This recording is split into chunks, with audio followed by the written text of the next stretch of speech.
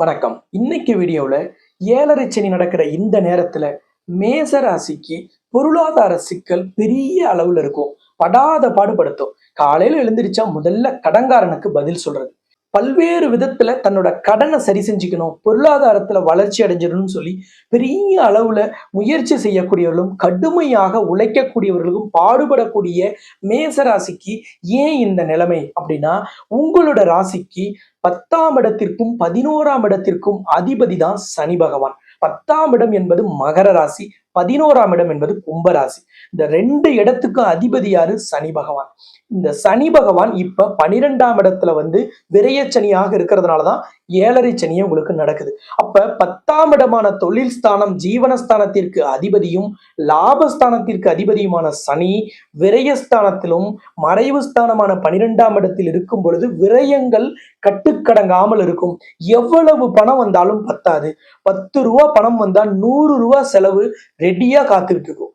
ஏன்? பணம் வரத்துக்கு முன்னாடியே செலவு உங்களை நெருக்கிட்டு இருக்கும். அப்படிப்பட்ட இந்த ஏழரை சனியின் தாக்கத்தில், அதுவும் இந்த விரயச்சனியின் கட்டுக்கடங்காத இந்த சிக்கல்களை சரி செய்யறதுக்கு நம்ம என்ன செய்ய போறோம், அதற்கு என்ன தீர்வு, எப்படி இந்த பொருளாதார சிக்கலை சரி செய்யறது?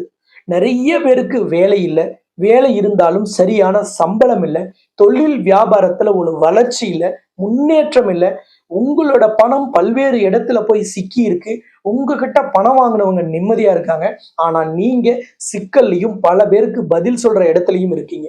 கண்விழி பிதுங்கி கவலையோடும் கண்ணீரோடு இருக்கும் மேசராசிக்கு ஒரு அற்புதமான தீர்வோட தான் இந்த வீடியோவை நம்ம வெளியிட்டிருக்கோம்.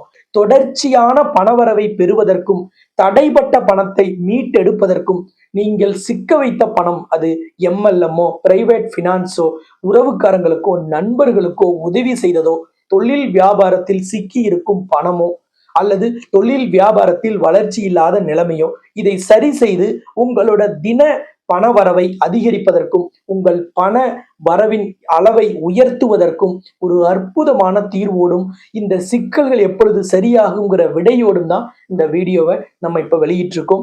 தொடர்ந்து இந்த வீடியோவை பார்க்கறதுக்கு முன்னாடி இந்த சேனலை சப்ஸ்கிரைப் பண்ணலைன்னா சப்ஸ்கிரைப் பண்ணிட்டு பெல் பட்டன்ல ஆல் ஆப்ஷன் கொடுத்துடுங்க.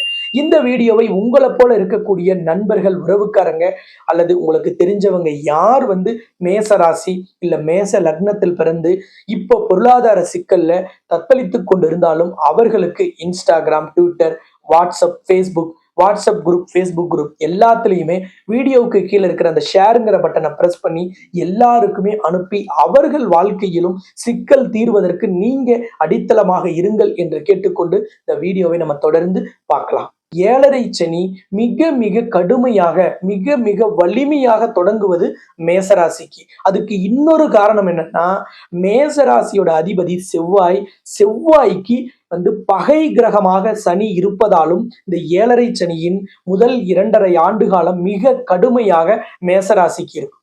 தொழில்ல வராக்கடனும் இருக்கும், கொடுத்த இடத்துலயும் பணம் வராது. சிலருக்கு கேட்ட இடத்துல இருந்து ஒரு பிரைவேட் பினான்ஸா இருக்கலாம், ஏன் பேங்க் லோன் கூட எல்லா டாக்குமெண்ட் இருக்கும், ஆனா நமக்கு மட்டும் லோன் வராது, அல்லது இன்னைக்கு நாளைக்கு ஏதாவது ஒரு காரணம் சொல்லிட்டே இருப்பாங்க.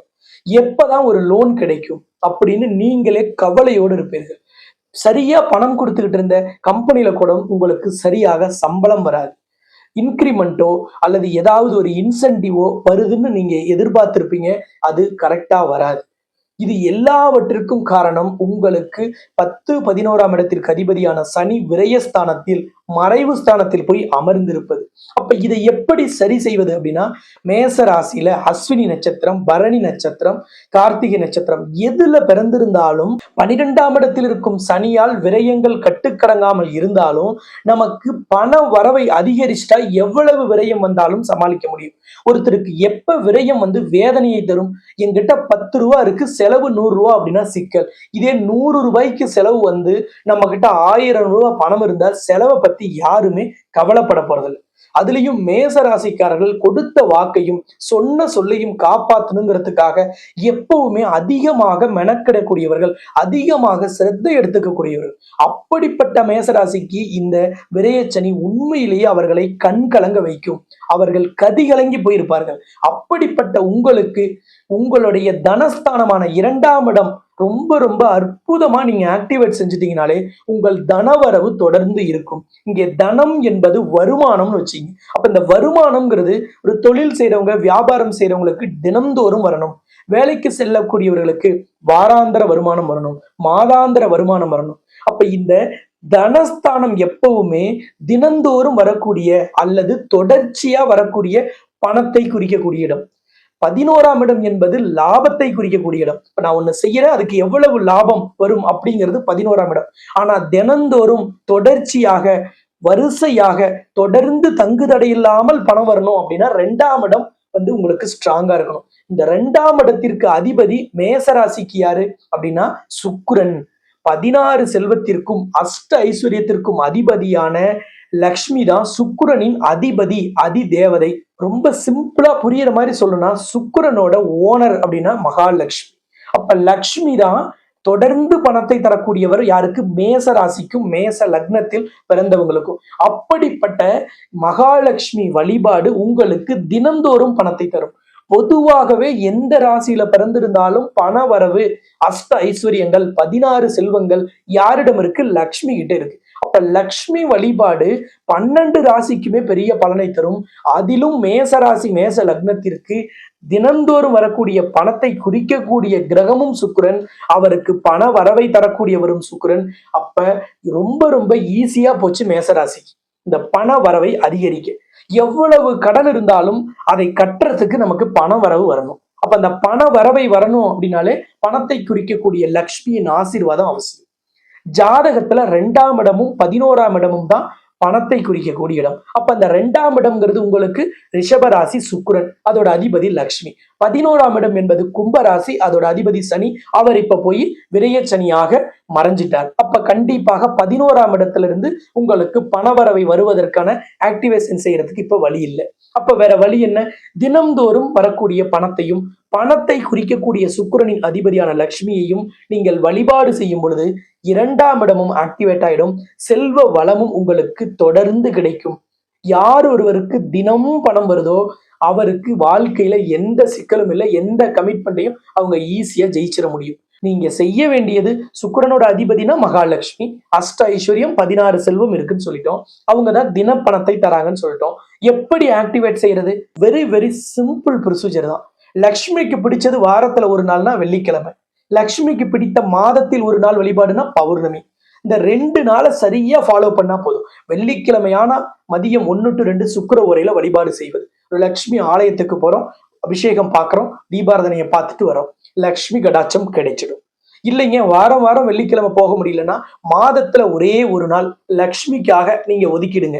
கட்டாயம் தொடர்ந்து நீங்க ஒரு 5 to 7 பௌர்ணமி தொடர்ந்து இடைவிடாமல் எல்லா வேலையும் ஒதுக்கி வச்சுட்டு ஒரே ஒரு நாள் எனக்கான பண வரவை அதிகரிப்பதற்கும் லக்ஷ்மி கடாட்சத்தை பெறுவதற்கும் ஒரு நாளை நான் மாசத்துல ஒதுக்க முடியாதா அப்படின்னு நினைச்சிட்டு நீங்க ஒதுக்கி பௌர்ணமியில போய் அபிஷேகத்தையும் தீபாரதனையும் பார்த்து மகாலட்சுமி மனதார வழிபாடு செஞ்சுட்டு வாங்க.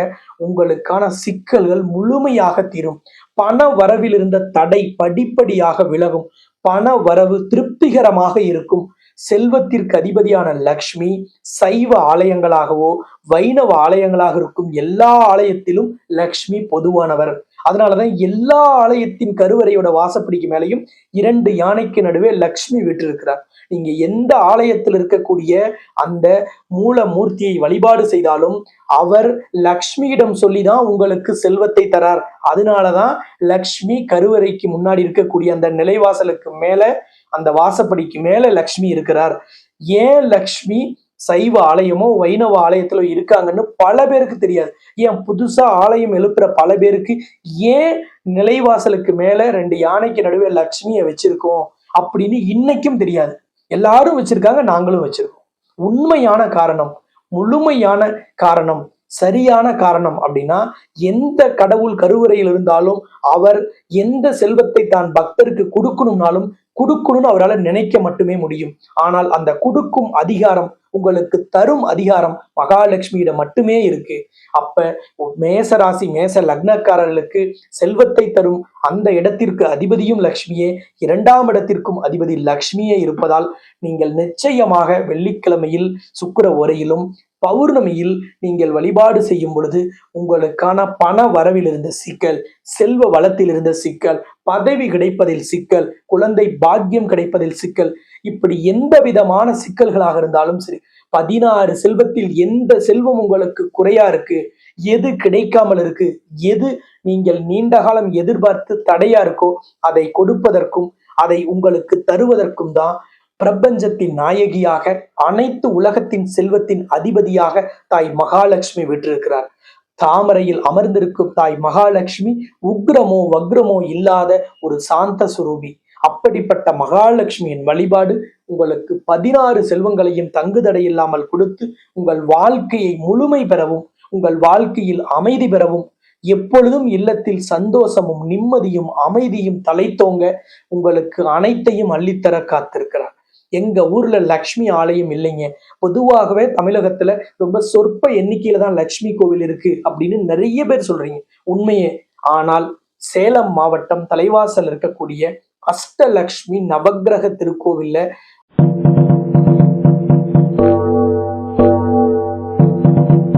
ஒவ்வொரு வாரமும் வெள்ளிக்கிழமை மதியம் ஹோமம் நடைபெற்று 1 மணியிலிருந்து 2 மணிக்குள்ள அபிஷேகமும் தீபாராதனையும் தொடர்ந்து நடைபெறுது. பௌர்ணமியில விசேஷ ஹோமமும் மகா அபிஷேகமும் மகா தீபாராதனையும் காட்டப்படுகிறது. அந்த ஆலயத்துல நீங்க சுக்கிர ஓரையில் வெள்ளிக்கிழமையிலும் பௌர்ணமியிலும் சென்று நீங்கள் வழிபாடு செய்யலாம். உங்களுக்கான அனைத்து விதமான செல்வ தடைகளையும் நீக்கி ஒரு முழுமை பெற்ற வாழ்க்கையை வாழலாம். 7.5 சனியின் எந்த விதமான தாக்கமும் எந்த விதமான பிடியிலும் நீங்கள் சிக்காமல் ஒரு அற்புதமான வெற்றியை, ஆனந்தத்தை பெறுவதற்கு இந்த ஒரு வழிபாடு உங்களுக்கு முழுமையான பலனை தரும் என்று கூறி, மீண்டும் இன்னொரு சந்தர்ப்பத்தில் சந்திக்கலாம் என்று கூறி, இந்த சேனலை சப்ஸ்கிரைப் பண்ணாம இருந்தா சப்ஸ்கிரைப் பண்ணிட்டு பெல் பட்டன்ல ஆல் ஆப்ஷன் கொடுத்துடுங்க. நீங்க இந்த வீடியோவை ஃப்ரெண்ட்ஸ், ரிலேட்டிவ்ஸ் எல்லாருக்குமே வீடியோவுக்கு கீழே இருக்கிற ஷேர் பட்டன் வழியாக ஷேர் பண்ணி அவர்களுக்கும் சப்போர்ட் பண்ணுங்க என்று கேட்டுக்கொண்டு மீண்டும் சந்திக்கலாம் என்று கூறி உங்களிடமிருந்து விடைபெறும் நான் ஜோதிட ரத்னா, ஜோதிட கலாநிதி, ஜோதிட செம்மல், மகாலட்சுமி உபாசகர், ஸ்ரீலஸ்ரீ டாக்டர் ராம் பரிமளம் ஆச்சாரிய குருஜி. நன்றி, வணக்கம்.